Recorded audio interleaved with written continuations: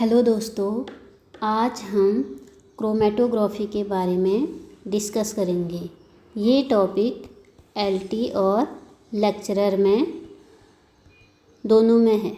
Chromatography आप देख सकते हैं अपने सिलेबस को उठाकर। सबसे पहले हम देखते हैं कि क्रोमेटोग्राफी क्या है। क्रोमेटोग्राफी किसी मिश्रण के विभिन्न घटकों को अलग अलग करने, उनकी पहचान करने तथा उनका शुद्धिकरण करने की एक अत्यंत महत्वपूर्ण विश्लेषणात्मक भौतिक विधि है। ओके, इसमें जो है कोई मिश्रण होगा, उसके अंदर कुछ कंपोनेंट होंगे, उनको अलग करने की एक विश्लेषणात्मक भौतिक विधि है, प्यूरिफिकेशन। अब हम देखते हैं कि क्रोमेटोग्राफी शब्द कहाँ से आया। क्रोमेटोग्राफी शब्द ग्रीक भाषा के दो शब्दों से मिलकर बना है, जिसमें क्रोमा का अर्थ है रंग और ग्राफी का मतलब है लिखना या निरूपित करना। सबसे पहले 1900 ईस्वी में रूसी वनस्पति शास्त्री बॉटनिस्ट थे माइकल स्वेट ने पौधों के रंगीन वर्णकों जैसे क्लोरोफिल तथा कैरोटीनॉइड्स को पृथक करने के लिए कैल्शियम कार्बोनेट कॉलम का प्रयोग किया था। यहाँ पे देखिए हमने देखा कि क्रोमेटोग्राफी क्या है, सेपरेशन टेक्निक है। सेपरेशन मीन्स अलग करना, जिसमें जो कंपोनेंट है एक मिक्सचर में से कंपोनेंट को अलग सेपरेट किया जाता है।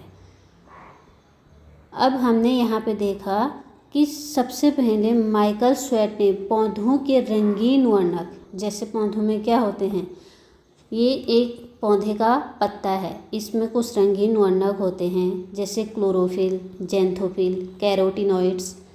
ये इस पिगमेंट को अलग किया, ठीक है। इसमें अभी तो ये मिक्स हैं, क्लोरोफिल भी है, जेंथोफिल भी है, कैरोटीनॉइड्स भी है। तो इसको एक्सट्रैक्ट करने के लिए उन्होंने क्या किया था, CaCO3 का प्रयोग किया था, जिसमें एक कॉलम बनाया। उसमें जो है उन्होंने क्या किया, CaCO3 भर दिया। यहाँ से नीचे से स्टॉपर लगाया है और यहाँ पे कॉटन लगा रखा है ताकि ये नीचे ना आए। फिर इसमें हमने CaCO3 भरा है और ऊपर से हमने क्या डाल दिया, ये वाला मिक्सचर डाल दिया। अब इसमें क्या होगा, फिर इसमें हमने ऑर्गेनिक सॉल्वेंट भी डाला है और ये एक कॉलम है। CaCO3 कॉलम का यूज़ किया है सर्वप्रथम स्वेट ने, माइकल स्वेट ने। तो इसमें उन्होंने इस मिक्सचर को डाला और देखा कि अलग अलग जगह पे कुछ अलग अलग कलर आ रहे हैं। जब ग्रीन कलर आया तो उन्होंने इसको A वाले में डाल दिया। फिर ग्रीन कलर ख़त्म हुआ, फिर ऑरेंज कलर आया, उसको यहाँ अलग किया, येलो को यहाँ अलग किया।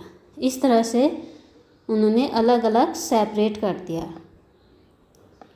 क्लोरोफिल का कलर कैसा होता है, ग्रीन, जेंथोफिल येलो और कैरोटीनॉइड्स रेडिश कलर। तो उसने क्या किया, इस CaCO3 कॉलम का यूज़ करके जो है इन पिगमेंट्स को अलग किया सबसे पहले। अब हम देखते हैं कि इसमें जो है दो फेज होती हैं।